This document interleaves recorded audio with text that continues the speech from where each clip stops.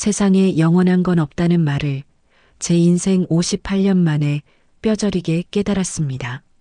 제 청춘을 바쳐 일궈낸 작은 공장을 가진 제조업체였습니다.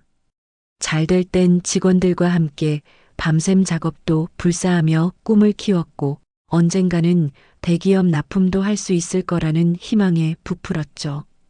온갖 산전수전 겪으며 중소기업 사장님 소리까지 듣게 됐으니 참 파란만장한 인생이었습니다.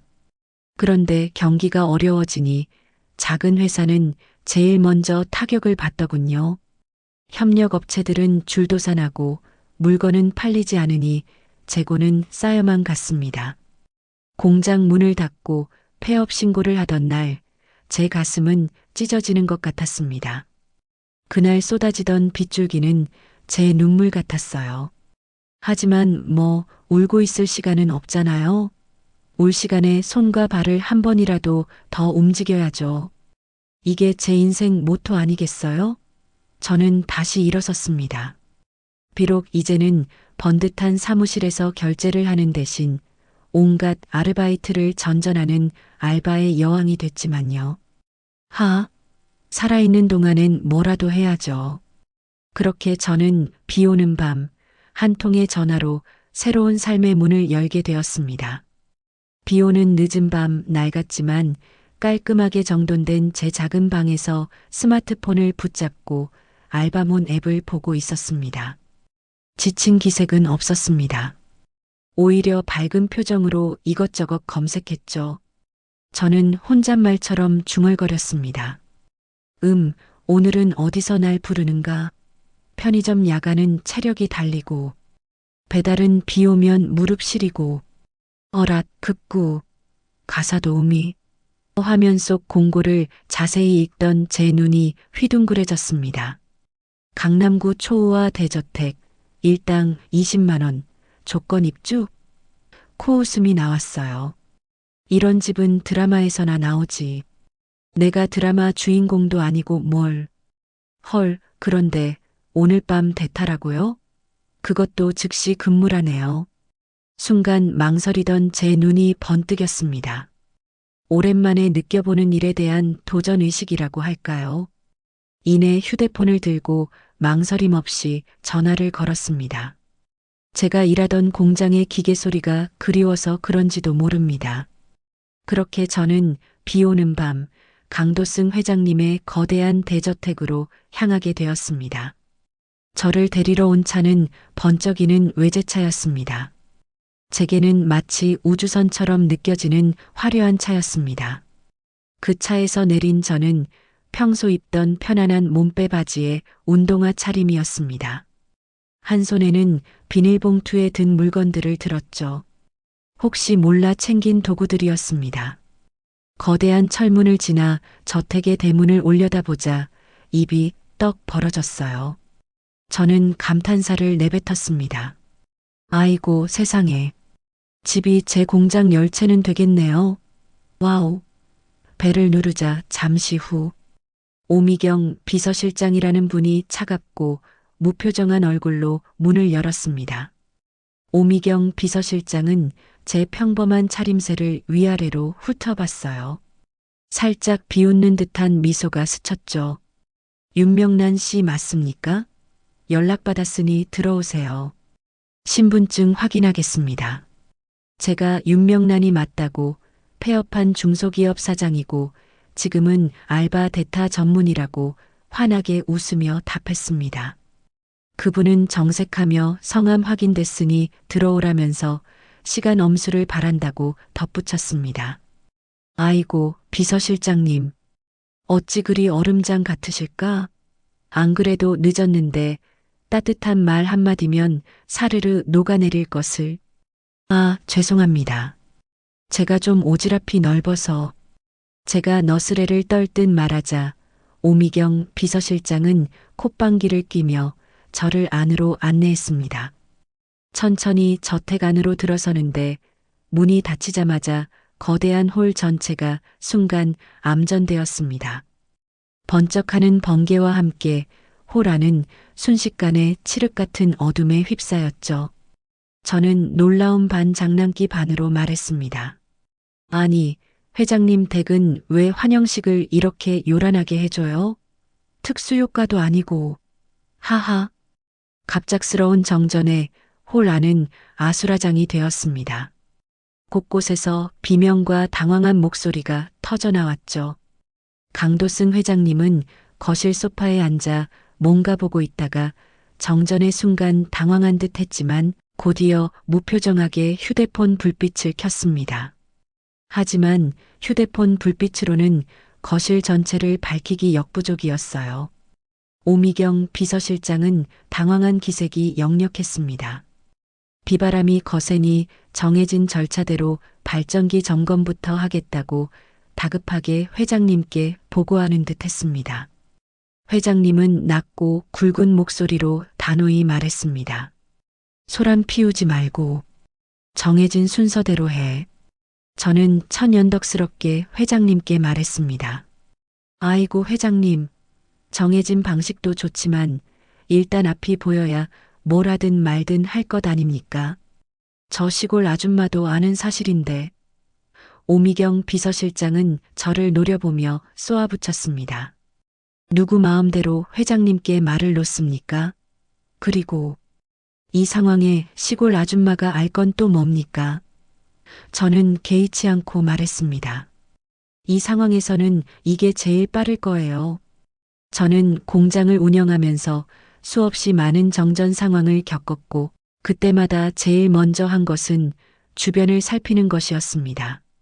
제 눈은 번개같이 주변을 훑었습니다. 저택의 화려한 장식들 사이 벽난로 선반 위에 놓인 예쁜 장식용 촛대들이 눈에 들어왔습니다. 그리고 그 옆에 있는 작은 성냥통까지 어둠 속에서도 빛을 발하는 저의 관찰력이었습니다. 저는 망설이지 않고 촛대에서 초 하나를 꺼내 성냥으로 불을 밝혔습니다. 작은 불꽃 하나가 칠흑 같던 어둠을 가르고 빛을 토해냈습니다. 그 불꽃은 마치 제 마음속에 꺼지지 않는 희망처럼 느껴졌습니다. 이내 익숙한 솜씨로 집안 곳곳에 놓인 다른 장식용 초들을 찾아 불을 붙였죠. 자자, 비서실장님, 당황하지 마시고 이 집에는 어디에 초가 숨어 있을까? 제 눈은 벌써 스캔을 끝냈어요. 제 행동에 오미경 비서실장은 어처구니 없다는 표정을 지었지만 그 작은 불꽃들이 하나둘 늘어나며 거실이 서서히 밝아지기 시작했습니다. 어둠 속에서 얼굴이 희미하게 드러나는 강도승 회장님은 여전히 무뚝뚝했지만 처음의 당황스러움은 조금 사라진 듯 했습니다. 옛날에는 정전되면 동네 잔치 벌이던 기억 안 나요? 어릴 땐 초 하나만 켜도 세상이 온통 신기했죠. 요즘 애들은 이런 감성 모르겠지요? 저는 마치 제 집 안방처럼 자연스럽게 대저택을 돌아다니며 초를 찾았습니다. 그러다 텔레비전 옆 협탁에 놓인 작은 은색 액자를 발견했습니다. 액자 속에는 행복하게 웃고 있는 회장님의 젊은 시절과 한 여성의 사진이 들어 있었습니다. 저는 순간 액자를 바라보며 표정이 살짝 어두워졌지만 이내 특유의 명랑함으로 되돌아왔습니다. 아이고, 이런 귀한 물건들이 많아서 정전이라도 나면 큰일 나겠어요.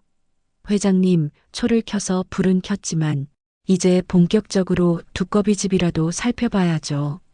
발전기는 또 어디에 있는가? 제가 공장 운영할 때도 전기는 목숨처럼 다뤘는데. 강도승 회장님은 저의 엉뚱하지만 능숙한 모습에 왠지 모르게 끌리는 듯 저를 지켜봤습니다. 오미경 비서실장은 제 돌직구에 입을 다물지 못했습니다.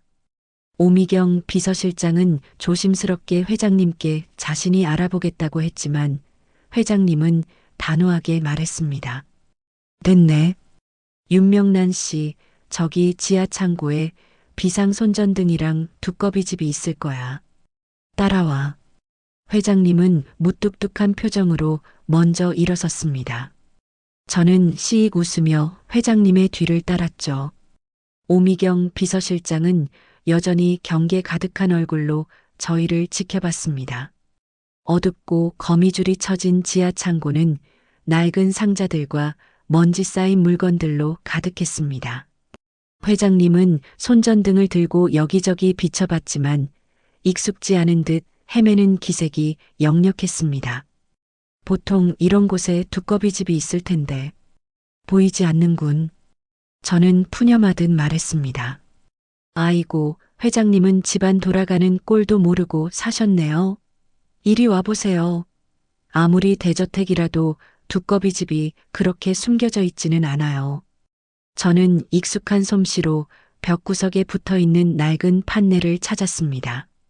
손전등 불빛이 판넬을 비추자 전기 차단기라는 글씨가 희미하게 보였죠. 저는 주저없이 판넬 문을 열고 엉켜있는 전선들을 살펴봤습니다. 쯧쯧, 비도 이렇게 오는데 미리 점검 한번 안 해놨군요. 이거 보세요, 회장님. 여기 차단기 스위치가 내려가 있네요. 아마 과부하 걸린 모양인데 이럴 땐 천천히 올려야죠. 저는 망설임 없이 손으로 차단기 스위치를 올렸습니다. 순간적으로 주변이 번쩍하고 어둠이 걷혔습니다. 환해진 불빛 속에서 제 얼굴이 상기되어 보였죠. 회장님은 말없이 저를 응시했습니다. 됐어요. 불 들어왔죠? 히힛. 불 켜는 건 식은 죽 먹기죠. 인생도 그렇고 사업도 그렇고 뭐든 불부터 켜야 하는 거 아니겠어요? 회장님은 저의 당돌한 말에 순간 흠칫했습니다. 평생을 원칙과 규정 속에 살며 감정 표현에 서툴렀던 그에게 제가 말한 불부터 켠다는 이야기는 마치 잊고 지냈던 무언가를 건드리는 듯 했습니다. 차가운 얼음처럼 닫혀있던 그의 마음 속에 저라는 작은 불씨 하나가 던져진 순간이었습니다. 정전이 해결되자 저택의 직원들은 다시 분주하게 움직였습니다. 저는 주방에 서서 물 한 잔을 마시며 거친 숨을 골랐습니다. 폐업한 제 회사의 작은 공장 생각에 잠시 쓸쓸한 미소를 짓기도 했죠. 폐업이라는 건요, 마치 마음에 난 구멍 같더라고요. 비가 오면 그 구멍으로 찬 바람이 숭숭 들어와서 자꾸 시리고 아파요. 그런데 이렇게 남의 집에 와서 불을 켜주니 제 마음에 꺼져가던 불씨도 다시 살아나는 기분이었어요. 내가 누군가에게 필요한 존재라는 것. 그거 하나면 다시 웃을 수 있더라고요. 이게 바로 생활의 지혜가 아닐까요? 오미경 비서실장이 주방으로 다가와 제게 작은 봉투 하나를 건넸습니다. 회장님 지시입니다. 오늘 일당 20만 원. 그리고 내일부터 당분간 출근하시랍니다. 정식으로 가사 도우미로 고용하신다고. 저는 놀란 눈으로 봉투를 받아들었습니다. 아니, 정식으로요? 허허, 폐업한 중소기업 사장 다시 개업하게 생겼네요. 고맙습니다, 비서실장님. 오미경 비서실장은 냉정하게 말했습니다. 고마울 거 없습니다. 회장님께 폐가 되지 않도록 본분에 충실하세요. 저는 밝게 다짐하듯 말했습니다. 알았습니다. 회장님께 패는커녕 활짝 웃게 해드릴 겁니다. 저 윤명란이 한 번 한다면 하는 사람이잖아요. 저는 뿌듯한 표정으로 봉투를 꽉 쥐었습니다. 창밖에는 여전히 비가 오지만 제 얼굴에는 명랑한 미소가 가득했습니다. 꺼져가던 불씨를 다시 살린 저 윤명란의 두 번째 시작이 활기차게 열리는 순간이었습니다. 저는 그날 밤 대저택에 불만 켠 게 아니었습니다. 제 마음속 어둠도 걷어내고 누군가의 다친 마음에도 불을 지폈다는 것을 그때는 아직 몰랐죠. 그리고 그 작은 불씨가 나중에 얼마나 큰 불이 될지도요. 대저택에서 첫날 밤을 보내고 난 아침, 저는 다시 한번 제 두 눈을 비볐습니다. 여기가 내 방이라니. 제 인생에 이런 날이 올 줄은 정말 꿈에도 몰랐죠. 이 넓은 집은 밤새 무슨 일이 없었는지 새벽부터 분주하게 움직이는 저택 사람들을 보니 피식 웃음이 나왔습니다. 저마다 맡은 일에 규정대로 움직이는 모습은 마치 제가 운영했던 공장의 생산 라인 같았습니다. 오차 없이 움직이는 듯 보였지만 어딘가 모르게 경직된 분위기였습니다. 제가 맡은 일은 가사 도우미였지만 제가 살면서 겪었던 생활과 이곳의 생활은 너무나도 달랐습니다. 말로는 규칙이라고 하는데 제가 보기엔 그 규칙 때문에 되려 불편한 일이 한두 가지가 아니었죠. 예를 들면 이런 거예요. 넓디 넓은 정원에 난 작은 텃밭의 가지가 시들어가는데도 누구 하나 돌보는 사람이 없었습니다. 정원사는 규칙대로 나무만 돌보고 텃밭은 또 다른 누군가의 영역이라는 겁니다. 아니, 시들어가는 작물을 보면 일단 물부터 줘야 하는 게 사람의 도리 아니겠어요? 저는 그런 규정 따윈 개의치 않았습니다. 제가 공장을 운영할 때도 직원들끼리 자기 일만 고수하면 생산성이 떨어지기 마련이었죠. 그래서 저는 저녁 산책을 나가는 길에 슬쩍 물통을 들고 나가 시들어가던 가지에 물을 주었습니다. 다음 날 아침 가지가 언제 그랬냐는 듯 생생하게 살아났더군요. 또 한 번은 회장님 침실의 블라인드가 고장났다고 난리였습니다. 억소리 나는 비싼 전동 블라인드인데 작동이 안 된다는 거죠. 전문 기사를 부르니 비행기 타고 미국에서 와야 한답니다. 당장 자야 하는 회장님은 블라인드 틈새로 들어오는 새벽비 때문에 밤새 잠을 설쳐야 했고요. 사람들은 정해진 설명서만 읽고 있었는데 제가 슬쩍 보니 전기 코드 자체가 빠져 있었습니다. 공장 기계도 일단 전원이 들어와야 작동하는 법이거든요. 제가 가서 쓱 꽂으니 거짓말처럼 블라인드가 스르륵 내려왔습니다. 허허, 그렇게 비싼 기계가 콘센트 하나에 안 움직였던 거죠. 대기업 회장님의 댁도 결국 사람이 사는 집인데 그 안의 사람들은 기본적인 생활 감각이 부족하다는 생각을 했습니다. 집안 구석구석을 살피고 다니면서 제 손길이 닿지 않는 곳이 없었습니다. 삐걱거리는 문 경첩에는 윤활유를 발라주고 녹슨 수도꼭지는 반짝이게 닦아냈죠. 사장님 시절에도 제 공장 기계들은 제가 가장 먼저 살피고 고쳤던 기억이 났습니다. 제가 직접 뛰어다니며 문제점을 파악하고 개선하는 것이 곧 회사의 생산성을 높이는 길이었으니까요. 이 집의 문제들도 마찬가지였습니다. 제 손길이 닿을 때마다 묵은 때가 벗겨지고 삐걱거리던 관계들이 조금씩 부드러워지는 것 같았습니다. 처음에는 저를 경계하던 직원들도 이제는 제게 시들해진 화분 가져다 주며 아주머니, 이것 좀 살려주세요 하고 부탁했습니다. 제 작은 생활의 지혜들이 집안 곳곳에 스며들며 얼어붙었던 대저택의 따뜻한 온기를 불어넣는 기분이었습니다. 제가 심은 신뢰의 씨앗들이 조용히 싹을 틔우고 있었던 겁니다. 가사 일을 하면서도 저도 모르게 제 버릇이 나왔습니다. 바로 관찰하는 버릇이죠. 제가 공장을 운영할 때 제 책상 위에는 항상 시장 동향 리포트가 쌓여 있었습니다. 고객들의 불만사항, 새로운 제품 트렌드, 경쟁사 분석까지 모든 것이 제가 회사를 꾸려나가는데 중요한 자료였죠. 여기 대저택에서도 제 귀는 항상 성운그룹과 관련된 소식에 쫑긋했습니다. 식사 시간에 흘려듣는 회장님과 아드님의 대화, 직원들이 쉬는 시간에 하는 말, 신문에 실린 성운그룹 기사까지 저는 모든 것을 허투루 듣지 않았습니다. 특히 강준호 이사님을 보면서는 참 영특하지만 현장 감각이 아쉽다는 생각을 여러 번 했습니다. 늘 차가운 표정에 딱딱한 말투, 미국에서 유학까지 하고 왔다는 수재인데도 어딘가 모르게 세상 물정 모르는 순수한 모습이 있었죠. 자기 눈으로 직접 보지 않으면 믿지 못하는 경영자랄까요? 제 사업을 하면서 가장 중요하게 생각했던 게 바로 사람 말이었습니다. 고객의 한숨, 직원의 불평, 시장의 작은 변화까지도 그냥 흘려듣지 않고 제 경영 전략으로 번역하는 것이 제 성공 비결이었거든요. 준호 이사님은 머리는 빠릿빠릿하지만 중요한 건 사람의 마음을 읽지 못하는 것 같았습니다. 그러던 어느 날이었습니다. 회장님의 긴급 호출을 받은 준호 이사님이 급하게 외출 준비를 하고 있었습니다. 겉모습은 번듯했지만 얼굴은 초조함으로 가득했죠. 리콜 문제로 고객들이 항해 시위를 벌이고 있는 현장에 가야 한다는 말을 얼핏 들었습니다.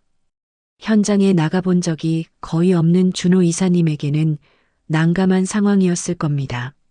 저는 불쑥 말했습니다. 이사님, 그 현장, 제가 같이 가드릴까요? 준호 이사님은 어이없다는 표정으로 저를 바라봤습니다. 가사 도우미가 현장에 따라가겠다니. 하지만 그의 얼굴에는 난감함과 막막함이 교차하고 있었습니다. 제가 딱 그 마음을 읽었죠. 걱정 마세요. 옛날에 공장 사고 현장 수습하러 다닐 때 제가 좀 뛰어났거든요. 이럴 땐 옆에 든든한 사람 하나 있어야 하지 않습니까? 준호 이사님은 결국 제 제안을 받아들였습니다. 그는 짐짓 태연한 척했지만 차에 올라타는 내내 발을 동동거리는 모습이 보였습니다. 도착한 현장은 아수라장이었습니다. 성난 고객들이 피켓을 들고 고성을 지르고 있었죠. 준호 이사님은 당황하여 어찌할 바를 몰랐습니다. 제가 옆에서 속삭였습니다.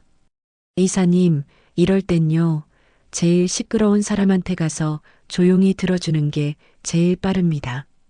불만 있는 사람은 자기 말 들어주는 사람한테 제일 마음을 엽니다. 준호 이사님은 제 말을 듣고 어색하게나마 가장 거칠게 항의하는 고객에게 다가갔습니다. 저는 뒤에서 그의 엉거주춤한 모습을 지켜봤습니다. 그들은 처음에는 막무가내였지만 준호 이사님이 끈기 있게 경청하는 모습에 조금씩 누그러졌습니다. 물론 제가 옆에서 작은 행동 하나하나를 코치하듯 보탰습니다. 그 고객님 손 잡아드리세요. 마음이 담긴 인사는 눈을 보고 하는 겁니다. 한참 뒤 진이 빠진 준호 이사님과 함께 돌아오는 차 안에서 저는 슬며시 물었습니다. 어때요, 이사님? 사람 말 듣는 게 그렇게 힘듭니까? 준호 이사님은 땀범벅이 된 얼굴로 대답했습니다. 정말 제 평생 이렇게 직접 사람들의 화를 마주한 건 처음입니다. 모든 게 제 예상과 달랐습니다. 정해진 방식대로 되는 게 아무것도 없더군요. 그는 깊은 한숨을 쉬었습니다. 그의 얼굴에는 지쳐 보이는 기색이 역력했지만 저는 그의 눈빛에서 이제 막 껍질을 깨고 나오는 여린 싹을 본 것 같았습니다. 그래, 사람이 하루아침에 바뀌겠나. 그래도 한번 해봤으니 이제부턴 달라지겠지. 그 사건 이후 준호 이사님은 저를 대하는 태도가 조금 달라졌습니다. 여전히 무뚝뚝했지만 전보다 더 제 말에 귀를 기울이는 것 같았습니다. 제가 공장에서 일할 때도 그랬습니다. 책상에 앉아서는 보이지 않던 문제들이 현장에 나가서 직원들의 목소리를 들어보면 해결책이 보이곤 했죠. 준호 이사님도 이제 조금씩 그런 현장 감각을 익히기 시작한 걸 겁니다. 저와 함께한 작은 경험들이 그의 견고한 규칙과 이론 속에 균열을 내기 시작한 거죠. 대저택의 분위기도 조용히 호전되고 있었습니다. 식사 시간에 식탁에 올려진 음식을 두고 소박한 대화가 오가기 시작했습니다. 제가 살린 가지 덕분에 식단에 신선한 채소가 올라오고 망가졌던 블라인드와 기계들은 언제 그랬냐는 듯 제 역할을 했습니다. 사람들은 제게 더 자주 웃어 보였고 작은 고민들도 스스럼 없이 털어놨습니다. 딱딱한 회사 건물에서는 상상하기 어려운 변화였죠. 작은 개선들이 조용히 퍼지면서 얼음 같았던 대저택의 따뜻한 햇살이 비추기 시작했습니다. 이 모든 변화는 제가 처음 이곳에 왔을 때 켠 작은 불에서 시작된 것인지도 모릅니다. 저 윤명란은 그렇게 겉으로는 집안의 살림을 돌보는 가사 도우미였지만 사실은 다친 마음과 규칙으로 가득했던 이 집의 새로운 스위치가 되고 있었습니다. 대저택에서 가사 도우미로 일한 지 한 달 남짓 되었을까 저는 어느새 이 집의 속사정을 꿰뚫고 있었습니다. 겉으로는 번지르르한 대기업 회장님의 집이었지만 그 안에는 의외로 사람 냄새가 나지 않는 고립된 세계가 있었죠. 저를 경계하던 직원들도 이제는 제게 작은 고민을 털어놓거나 심지어 고장난 자신의 집 가전제품을 들고 와서 어떻게 해야 하냐고 묻곤 했습니다. 제가 손 떼는 곳마다 삐걱이던 기계가 제자리를 찾고 굳어있던 얼굴에 작은 미소가 피어났으니까요. 제가 작은 공장을 운영할 때도 그랬습니다.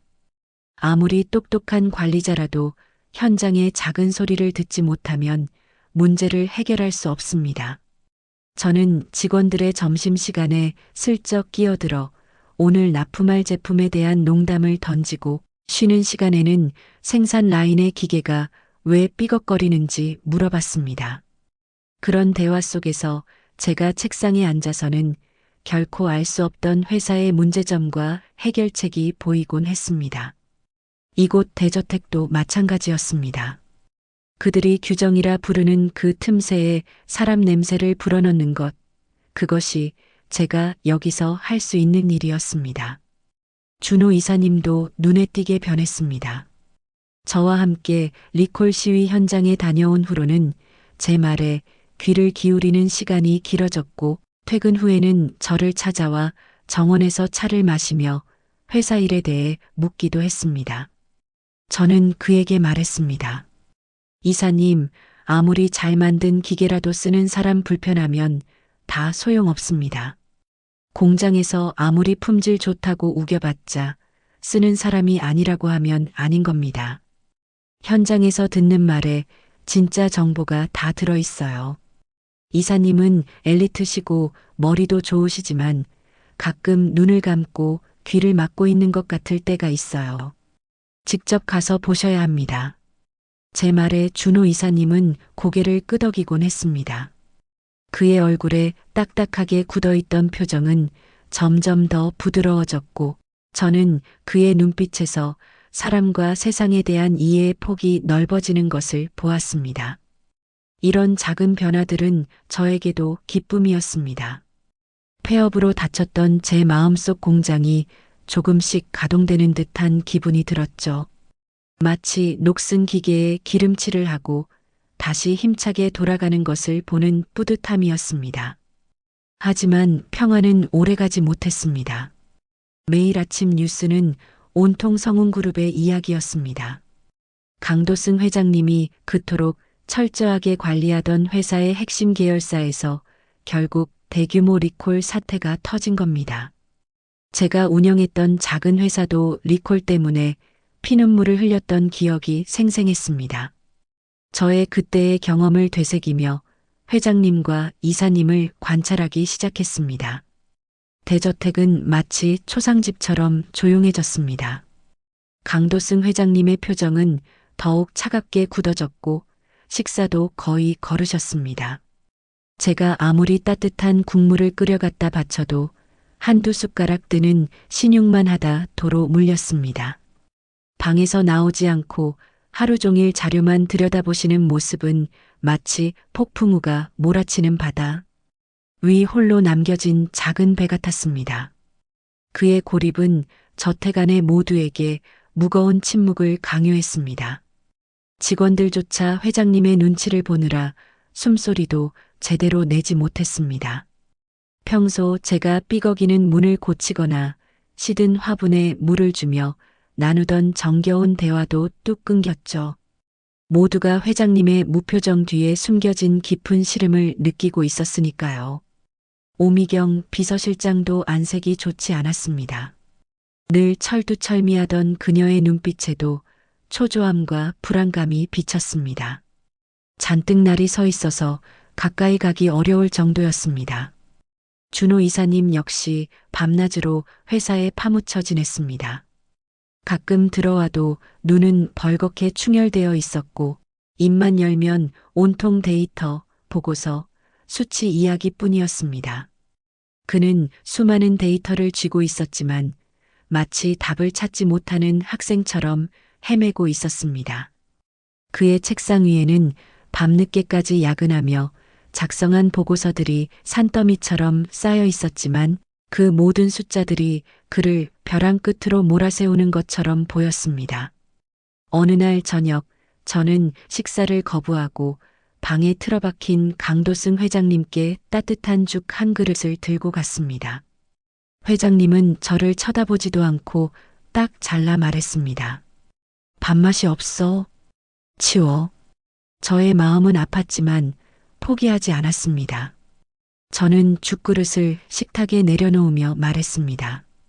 회장님, 아무리 맛있는 밥도 때를 놓치면 체하는 법입니다. 지금이야말로 든든하게 드시고 기운 차리셔야 할 때 아닙니까? 제가 공장 운영할 때 아무리 힘든 일이 있어도 직원들 밥부터 먹였습니다. 힘이 있어야 머리도 돌아가는 법이니까요. 회장님께 지금 제일 필요한 건 든든한 아군입니다. 그런데 이 집안 분위기가 이러면 누가 회장님 옆에 서겠습니까? 전화도 안 받으시고 말씀도 안 하시는데 사람한테 필요한 건 돈이나 직책이 아니라 결국 마음 통하는 말 한마디 아닙니까? 지금 이 나라 제일 큰 회사를 이끄는 회장님한테 누가 따뜻한 말 한마디 건넬 수 있겠냐 이 말입니다. 회장님은 제 말에 고개를 들고 저를 빤히 쳐다봤습니다. 그의 눈빛에는 복잡한 감정들이 스쳐 지나갔습니다. 또 다른 날은 오미경 비서실장이 회장님께 중요한 보고를 해야 하는데 회장님이 휴대폰을 보지 않고 전화도 받지 않아 애를 먹고 있었습니다. 비서실장님은 초조하게 복도를 서성이며 계속 전화를 걸고 있었습니다. 저는 옆에서 그 모습을 지켜보다가 말했습니다. 비서실장님, 회장님께 전화 연결하는 게 그렇게 어렵습니까? 그녀는 짜증스러운 표정으로 저를 바라봤습니다. 윤명란 씨, 지금 상황이 어떤 상황인지 아세요? 회장님께 그런 하찮은 개인적인 조언이나 할 때가 아닙니다. 제가 회장님께 보고할 내용이 얼마나 중요한지 아십니까? 이런 식으로 선을 넘지 마세요. 가사 도우미는 가사 도우미 일이나 충실히 하면 됩니다. 그녀의 눈빛은 다시 처음처럼 경계로 가득했고 저를 시험하는 듯한 날카로운 시선이 느껴졌습니다. 저는 잠시 침묵하다가 차분하고 단호하게 말했습니다. 비서실장님, 중요한 보고일수록 보고받는 사람이 들을 준비가 되어 있어야 하는 거 아닙니까? 제 공장에도 그런 규정주의자 한 명 있었습니다. 정해진 방식대로만 하려다 결국 혼자 고립되더군요. 전화 3번 거는 게 중요한 게 아니라 지금 회장님이 그 전화를 받고 싶은 마음이 들게 하는 게 먼저 아닙니까? 아무리 중요한 데이터도 듣는 사람이 외면하면 종이 쪼가리에 불과합니다. 회장님은 지금 데이터를 보실 기분이 아닙니다. 사람이 사람에게 위로를 받고 싶은 겁니다. 오미경 비서실장은 제 말에 순간 아무 말도 하지 못했습니다. 그녀의 표정은 혼란스러워 보였습니다.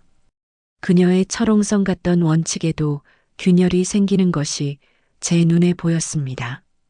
저는 그 리콜 사태의 원인이 된 제품에 대해 더 깊이 파고들기 시작했습니다. 주방에서 일하는 다른 직원들을 통해 해당 제품을 사용해 본 고객들의 불만 사항이나 피드백을 수소문했습니다. 모두가 데이터와 수치만 볼 때 저는 사람들의 이야기에 귀를 기울였습니다. 제가 운영했던 회사에서 리콜 사태가 터졌을 때도 가장 먼저 들었던 것은 직원들의 작은 목소리였습니다.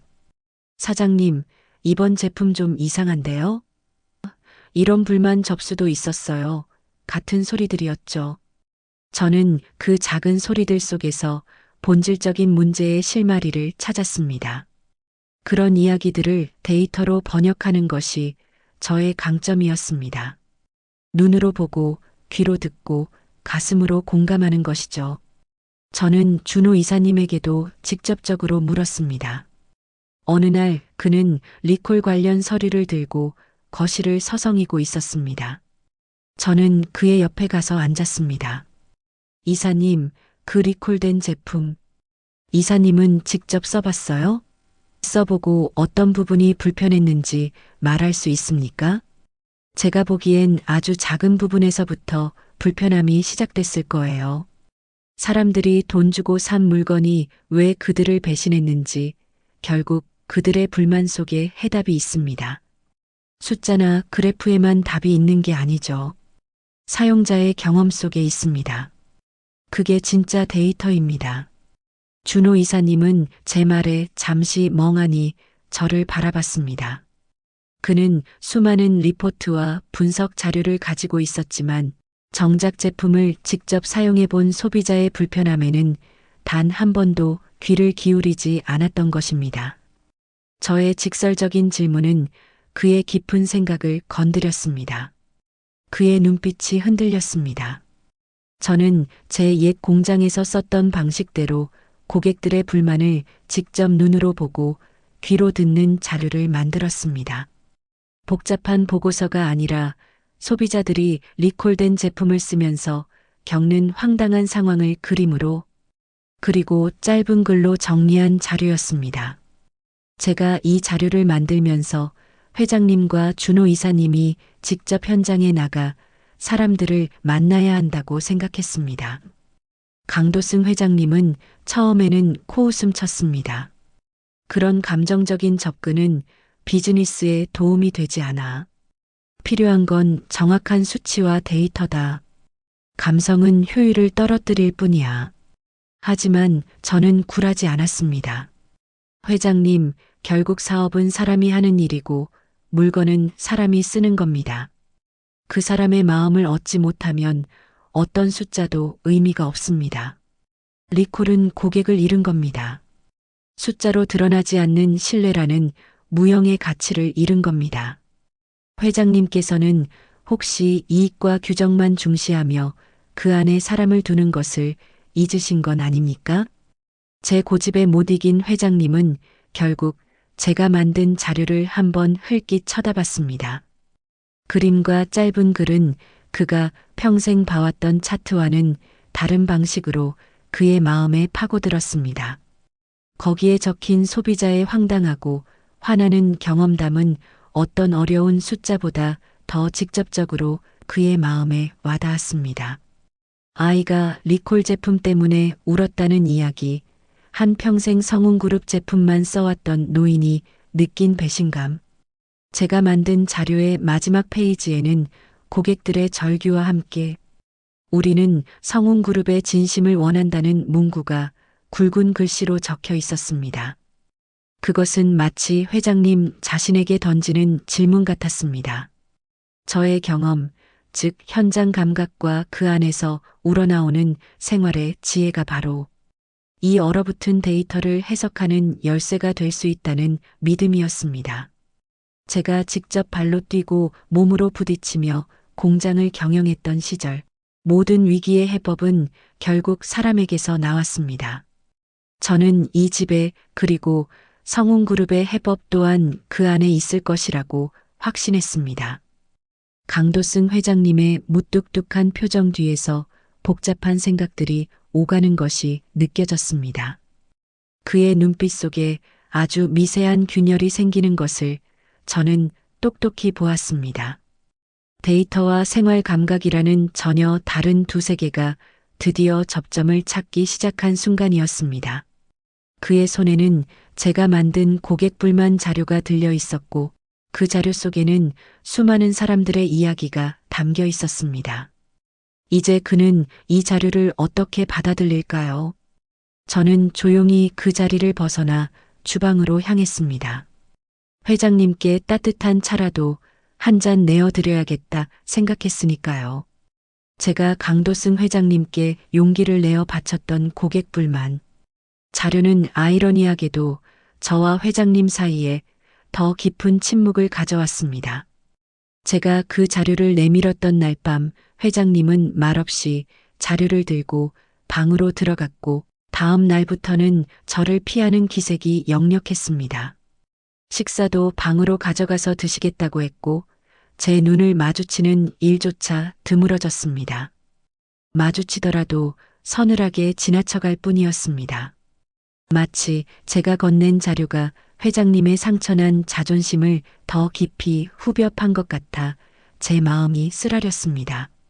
저는 그저 회장님께 작은 도움이라도 되고 싶었을 뿐인데 결과적으로는 회장님과의 거리가 더욱 멀어진 것 같아 답답했습니다. 저 때문에 오히려 회장님을 더욱 깊은 고립 속에 몰아넣은 건 아닐까 하는 자책감마저 들었습니다. 그 넓은 대저택이 저에게는 오히려 숨막히는 공간처럼 느껴졌습니다. 며칠간 대저택의 분위기는 한층 더 깊이 가라앉았습니다. 회장님은 마치 철옹성 안에 갇힌 것처럼 스스로를 고립시켰고 성운그룹의 리콜 사태는 나아질 기미가 전혀 보이지 않았습니다. 제가 운영했던 작은 회사도 그랬습니다. 문제가 생기고 나면 제일 먼저 대표가 혼자가 되죠. 모두가 등을 돌리는 것처럼 느껴지는 외로움이 가장 큰 고통입니다. 주가 폭락은 계속되었고 언론은 연일 비판 기사를 쏟아냈습니다. 오미경 비서실장과 준호 이사님은 밤샘 근무로 얼굴이 더 초췌해졌고 저택 안의 다른 직원들도 모두 불안에 떨었습니다.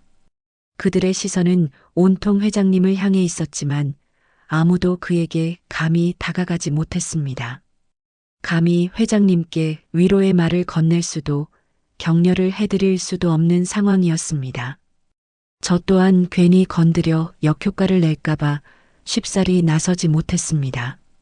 저는 제 중소기업이 힘들어지기 시작했을 때를 떠올렸습니다. 저 역시 홀로 고립되어 밤새 잠 못 이루고 해결책을 찾느라 자료만 들여다보던 시간이 있었습니다. 그때 제게 가장 필요했던 것은 화려한 분석 보고서나 냉철한 비판이 아니었습니다.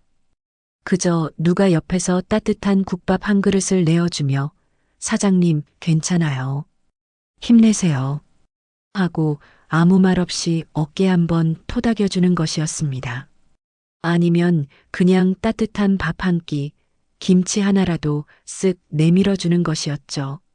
강도승 회장님도 지금 차가운 숫자와 보고서가 아닌 사람의 온기가 필요할지도 모른다는 생각이 제 머리를 스쳤습니다.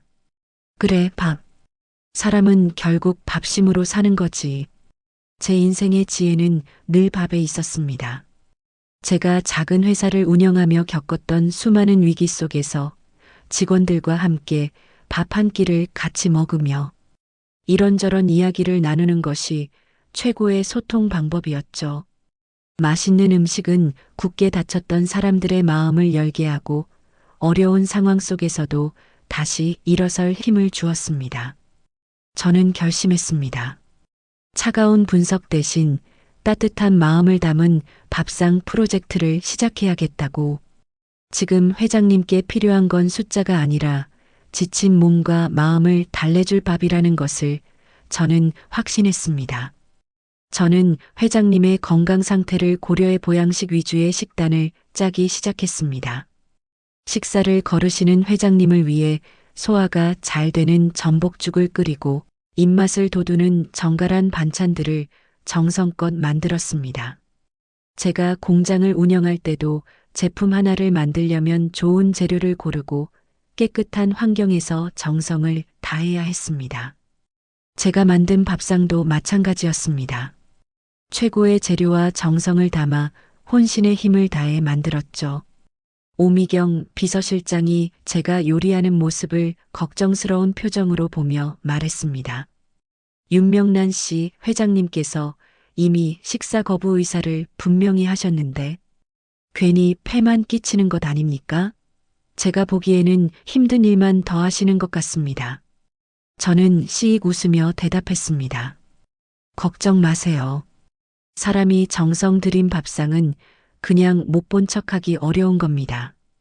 아무리 다친 마음이라도 따뜻한 밥 한 그릇 앞에서는 무너질 때가 있습니다. 일단 밥상은 차려야 뭘 드시든 말든 할 것 아닙니까?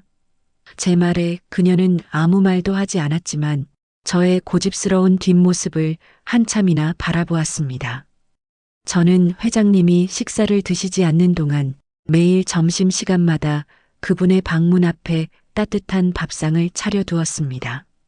회장님의 방은 저택의 가장 깊숙한 곳에 있었고 늘 굳게 닫혀 있었습니다.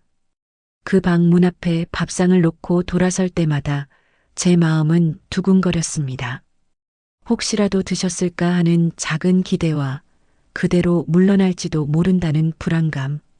처음에는 아무도 손대지 않은 밥상이 그대로 물러났습니다. 식탁 위에 차려진 진수성찬은 차가운 냉기만 가득한 채 쓸쓸히 주방으로 돌아왔죠. 이틀, 사흘, 닷새. 밥상은 차려지고 그대로 물러나는 것이 반복되었습니다. 대저택의 직원들은 혀를 찾고 오미경 비서실장도 안쓰러운 눈빛으로 저를 보았습니다. 심지어 준호 이사님도 한숨을 쉬며 윤명란 씨, 제가 어머니께 말씀드려서 너무 무리하지 마시라고 라며 저를 위로했습니다. 하지만 저는 포기하지 않았습니다. 저는 밥 한 그릇이 가진 힘을 믿었습니다. 아무리 굳건한 벽이라도 끊임없이 두드리면 열릴 수 있다는 것을, 그리고 따뜻한 밥상은 그 어떤 화려한 사과문보다 더 진심을 전달할 수 있다는 것을 저는 제 삶의 경험을 통해 알고 있었습니다. 일주일째 되던 날이었습니다. 여느 때처럼 회장님 방문 앞에 밥상을 놓고 돌아섰는데 잠시 후 다시 가보니 밥상 위에 올려두었던 전복죽 그릇이 비워져 있었습니다.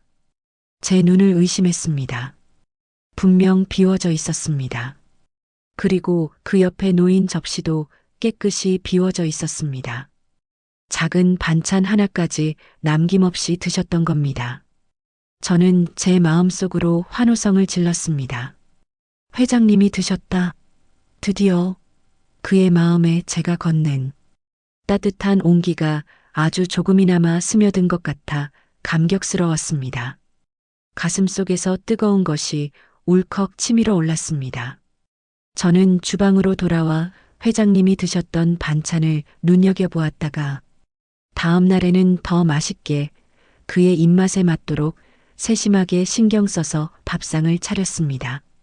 그렇게 며칠이 더 흘렀고 회장님이 남기시는 음식은 점점 줄어들었습니다. 그리고 며칠 뒤 회장님은 처음으로 식탁에 앉아 식사를 했습니다.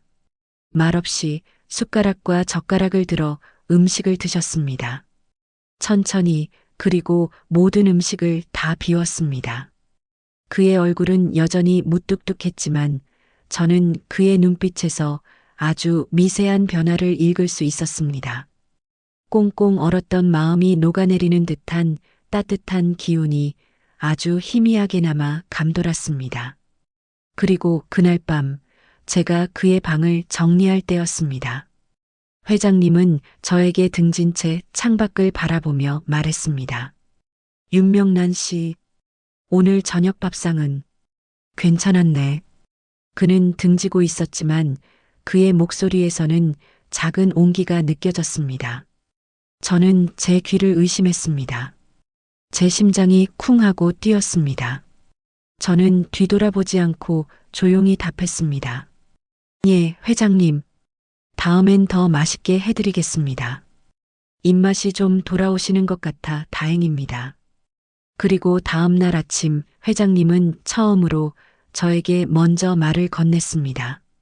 따뜻한 햇살이 창가를 비추던 조용한 아침 식탁이었습니다. 윤명란 씨는 겨울을 좋아하나? 뜻밖의 질문에 저는 잠시 당황했습니다. 이런 대화를 해본 적이 한 번도 없었으니까요. 아이고, 회장님, 갑자기 웬 겨울입니까? 저는 따뜻한 남쪽 지방 출신이라 겨울은 솔직히 좀 춥습니다. 하지만 눈 내리는 풍경은 이쁩니다. 제 공장 마당에도 한방눈이 내리면 꼭 겨울 왕국 같았죠. 회장님은 제 대답에 피식 웃더니 아주 희미한 목소리로 말을 이어갔습니다. 나는 겨울을 좋아했어. 아니, 좋아했다기보다는 그냥 겨울이 마음 편했지. 아내가 떠나고 난 후부터는 내 삶의 모든 계절이 겨울 같았지만 이상하게 진짜 겨울에는 마음이 편안해졌지. 눈이 오면 마치 세상의 모든 소음이 덮이면서 다 조용해지는 것 같아서 아무 소리도 아무 감정도 느끼지 않는 고요함이 좋았어. 그의 말 속에서 저는 처음으로 강도승 회장님의 개인적인 아픔을 엿볼 수 있었습니다. 배우자를 잃은 슬픔, 그리고 그 슬픔을 차가운 계절에 투영하며 스스로를 고립시켰던 그의 지난 세월이 느껴졌습니다. 그 슬픔이 그를 철옹성 같은 규칙 속에 가둬두고 감정을 표현하는데 서툰 사람으로 만든 것이 아닐까 하는 생각이 들었습니다. 그의 다친 마음 속에 오래도록 갇혀있던 겨울 이야기가 드디어 저에게 열린 것이었습니다. 마치 꽁꽁 얼어붙었던 호수의 얼음이 해빙되는 순간처럼 느껴졌습니다. 그의 눈빛은 잊고 지냈던 아련한 그리움과 쓸쓸함으로 물들어 있었습니다. 저는 그에게 조용히 말했습니다. 회장님, 아무리 춥고 긴 겨울도 언젠가는 끝이 나고 봄이 오기 마련입니다. 눈이 아무리 온 세상을 덮어도 그 아래에 새싹은 움트고 있죠. 그 겨울을 이겨낼 힘은 결국 사람의 온기와 따뜻한 밥 한 그릇에서 나오는 거 아닐까요? 추운 겨울에 따뜻한 국물 한 그릇이 최고잖아요. 회장님은 말없이 저를 바라봤습니다. 그의 눈빛에는 잊고 지냈던 온기 같은 것이 스치는 듯 했습니다. 마치 길고 긴 겨울잠에서 깨어난 동물이 새로운 세상을 처음 마주하는 눈빛처럼 보였습니다. 며칠 뒤 회장님은 처음으로 저에게 자신의 서재로 와달라고 했습니다. 그의 서재는 온통 책과 자료들로 가득 차 있었고 한쪽 벽면에는 아내와 찍은 가족 사진이 놓여 있었습니다. 제가 대저택에 처음 왔던 날 밤 정전 속에서 발견했던 바로 그 액자 속 사진이었죠. 회장님은 그 사진을 물끄러미 바라보며 말했습니다. 내가 잃어버린 게 단순히 사업의 실적이나 주가가 아니었네. 숫자 노름과 규정만 줬다가 정작 그 안에 담긴 사람들의 마음을 잃어버렸어. 자네가 보여준 그 자료와 따뜻한 밥상, 나를 다시 돌아보게 했네. 내가 얼마나 차갑고 어리석었는지 말이야. 그는 깊은 한숨을 쉬더니 이어서 말했습니다. 윤명란 씨, 이번 리콜 사태에 대한 공식 사과문은 자네가 직접 작성해 주게. 저는 제 귀를 의심했습니다. 공식 사과문을 대기업 회장님의 가사 도우미인 제가 작성하라니요. 저는 말했습니다.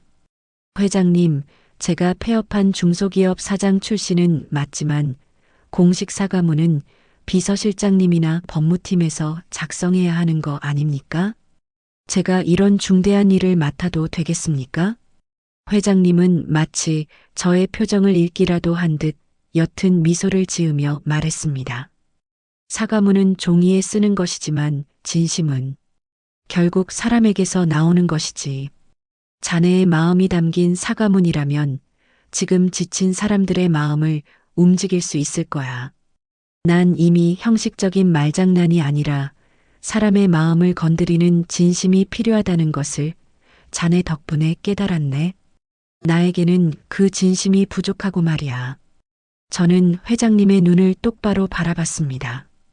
그의 눈빛에는 회장으로서의 위엄과 함께 한 인간으로서의 솔직한 고뇌와 후회가 담겨 있었습니다. 사과문은 종이에, 진심은 밥에 스민다. 이 한 문장이 제 머릿속을 맴돌았습니다. 저는 제 삶의 지혜가 이제 이 거대한 회사를 살리는데도 쓰일 수 있음에 가슴이 벅차올랐습니다. 저는 작은 공장을 운영하면서 수없이 많은 사과문을 작성했습니다. 하지만 그 사과문들이 정말 고객들의 마음을 움직였을까? 결국 형식적인 사과보다는 진정성이 중요하단 걸 저는 이미 제 쓰디쓴 경험을 통해 알고 있었습니다. 저는 회장님의 제안을 수락했습니다. 저는 제 방으로 돌아와 사과문을 쓰기 시작했습니다. 딱딱하고 어려운 기업의 용어 대신 사람의 마음을 움직이는 솔직하고 담백한 문장을 고민했습니다.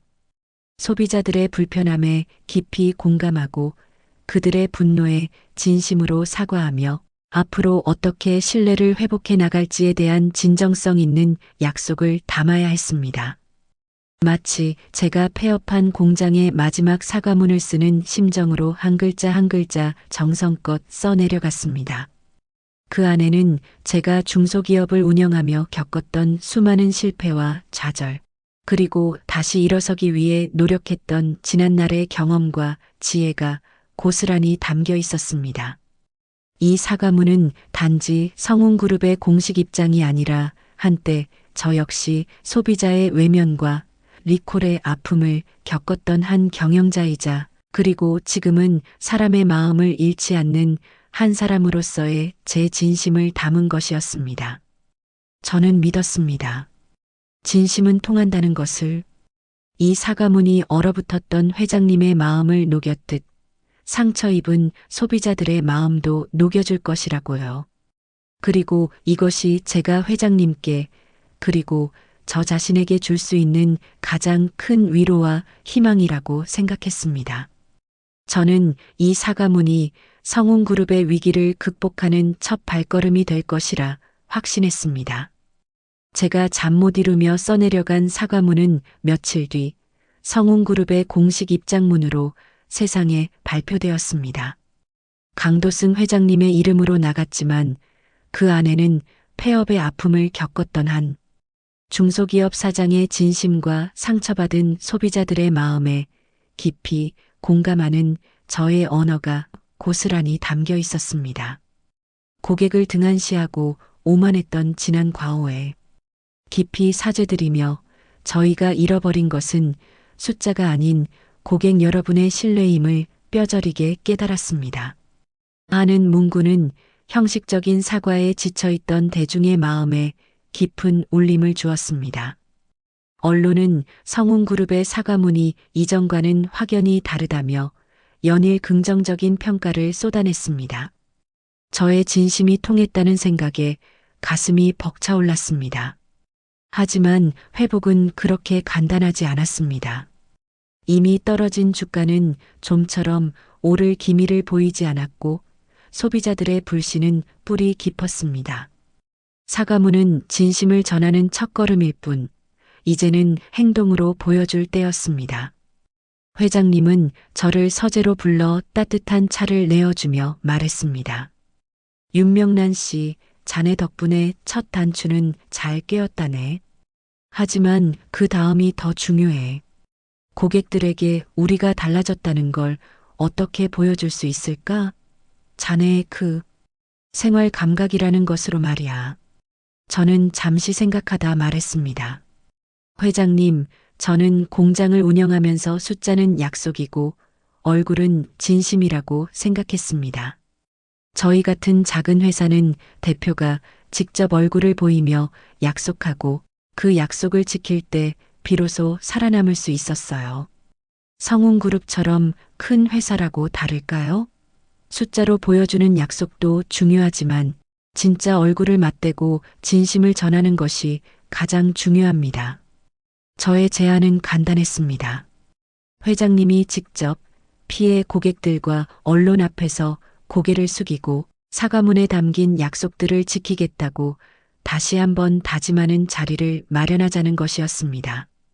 준호 이사님과 오미경 비서실장은 처음에는 반대했습니다. 회장님께서 직접 나서시는 건 너무 큰 위험 부담입니다. 이미지 타격이. 하지만 회장님은 굳은 표정으로 고개를 저었습니다. 윤명란 씨의 말이 맞아. 얼굴을 보여야 진심이 전해지지. 내가 직접 부딪혀야 해. 그리고 며칠 뒤 성운그룹 본사 대회의실에서 기자회견이 열렸습니다. 수많은 카메라 플래시가 터지고 기자들의 질문 공세가 쏟아지는 가운데 강도승 회장님은 단상에 올라섰습니다. 평소처럼 딱딱한 정장이 아니라 평범한 자켓 차림의 회장님은 준비된 원고 없이 마이크를 잡았습니다. 그는 먼저 고개를 숙여 깊이 사죄했습니다. 그리고는 준비해온 자료가 아닌 윤명란이 만든 그 고객불만 자료를 들고 한 사람 한 사람의 사연을 이야기하기 시작했습니다. 그는 리콜된 제품 때문에 밤새 울었던 아이의 이야기, 평생 성운그룹 제품만 썼던 노인의 배신감을 솔직하게 이야기했습니다. 회장님의 눈가는 촉촉하게 젖어들었습니다. 그는 자신의 지난 과오를 인정하고 저의 오만함과 고집으로 인해 소중한 고객 여러분의 마음을 잃었습니다. 숫자에만 매달려 정작 가장 소중한 사람을 보지 못했습니다. 그러나 이제 저는 달라지겠습니다. 모든 제품의 기획부터 생산, 사후 관리까지 사람의 얼굴을 보며 만들겠습니다. 약속드리건대 성운그룹의 모든 제품은 이제 가장 먼저 고객의 삶을 생각할 것입니다. 라고 힘주어 말했습니다. 이어서 그는 제품 품질 개선을 위한 파격적인 개선안과 고객 불만 전담팀 신설 계획까지 발표했습니다. 기자들은 침묵했습니다. 회장님의 진심 어린 사과와 변화 의지에 그들도 감동한 듯 했습니다. 저와 준호 이사님 그리고 오미경 비서실장은 기자회견장 뒤편에서 그 모습을 지켜보며 조용히 눈물을 흘렸습니다. 회장님의 얼어붙었던 마음이 녹아내리는 만큼 성운그룹을 둘러쌌던 불신의 얼음도 서서히 깨져나가는 것 같았습니다. 이후 성운그룹은 윤명란이 제시한 고객 중심 경영을 본격적으로 도입하기 시작했습니다. 저는 가사 도우미 업무 외에 회장님 비서실 산하 고객 소통 자문이라는 특별한 직책을 맡게 되었습니다. 이제 저는 직접 회의에 참석하고 회장님과 준호 이사님에게 고객의 눈높이에서 본 개선점들을 이야기했습니다. 준호 이사님은 이제 더 이상 데이터만 읊지 않았습니다. 그는 직접 현장에 나가 고객들을 만나고 그들의 불편사항을 직접 듣기 시작했습니다. 그는 저에게 윤명란 이모님 말씀처럼 진짜 답은 현장에 있었습니다. 사람이요. 라며 환하게 웃어 보였습니다. 그의 차갑던 얼굴에는 따뜻한 온기가 돌았습니다. 오미경 비서실장도 처음에 경계를 풀고 저를 존중하기 시작했습니다. 그녀는 저의 의견을 귀담아 듣고 그것을 체계적인 보고서와 전략으로 만들어내는데 누구보다 적극적이었습니다. 우리 셋은 마치 한 팀처럼 움직였습니다. 강도승 회장님과의 관계는 이제 고용주와 피고용인을 넘어선 그 무엇이 되었습니다. 그는 더 이상 저를 피하지 않았고 식사는 늘 함께 했습니다. 어느 날 저녁 식사 자리에서 회장님은 밥그릇을 비우며 저에게 따뜻한 눈길로 말했습니다. 윤명란 씨, 자네 덕분에 내 삶에 다시 봄이 왔네. 정말 고맙네. 저는 그의 눈을 보았습니다. 그 속에는 잃어버렸던 생기와 함께 작은 설렘 같은 것이 느껴졌습니다. 마치 겨울잠에서 깨어난 봄날의 개구리처럼 그의 마음에도 새로운 감정이 싹 트는 것 같았습니다. 회장님 뭐려? 같이 밥 먹읍시다. 혼자 먹으면 무슨 맛입니까? 저는 씩 웃으며 말했습니다. 그의 얼굴에도 희미한 웃음꽃이 피어났습니다. 저는 그때 직감했습니다. 아, 이것이 말로만 듣던 두 번째 사랑이라는 감정이 아닐까 하고요. 나이 들어도 처음은 가능하다는 제 신념이 현실이 되는 순간이었습니다. 하지만 저는 대기업의 자문이라는 역할에 마냥 머물러 있을 수는 없었습니다. 제 안에는 여전히 내 것을 만들고 싶은 강한 열망이 꿈틀거리고 있었으니까요. 저는 비록 실패했지만 중소기업 사장이었습니다. 번듯한 회사 사무실이 아니라 시장, 바닥에서 사람들과 부대끼며 일하는 것이 저에게는 더 익숙하고 행복했습니다. 저는 조심스럽게 회장님께 제 계획을 말씀드렸습니다. 회장님, 저는 이제 다시 제 사업을 시작하고 싶습니다. 비록 작은 시작이지만 저만의 방식으로 사람들과 소통하며 저만의 밥상을 만들고 싶습니다. 회장님은 제 말을 듣고 잠시 말없이 저를 바라봤습니다. 그의 표정에는 아쉬움과 함께 저를 이해하는 듯한 깊은 공감이 담겨 있었습니다. 자네라면 잘 해낼 거야. 내가 뒤에서 조용히 응원하겠네. 그는 제게 진심 어린 격려를 보내주었습니다. 저는 눈시울이 뜨거워졌습니다. 그는 단순한 회장님이 아니라 이제는 제 삶의 든든한 동반자가 되어 주었습니다. 그렇게 저는 성운그룹의 고객 소통 자문 자리에서 물러나 다시 저만의 길을 걷기 시작했습니다. 하지만 예전처럼 홀로 외로운 싸움은 아니었습니다. 제 뒤에는 강도승 회장님이라는 든든한 지원군이 있었고 준호 이사님과 오미경 비서실장도 종종 저를 찾아와 조언을 구하고 도움을 주었습니다. 저는 폐업이라는 실패를 딛고 다시 일어섰습니다. 이번에는 좀 더 특별한 방식으로요. 가을 햇살이 따사로운 동네 작은 공터. 저는 다시 제만의 작은 공간을 만들었습니다. 윤명란의 따뜻한 밥상이라는 소박한 간판 아래 작은 트럭 하나를 개조해 팝업 식당을 열었습니다.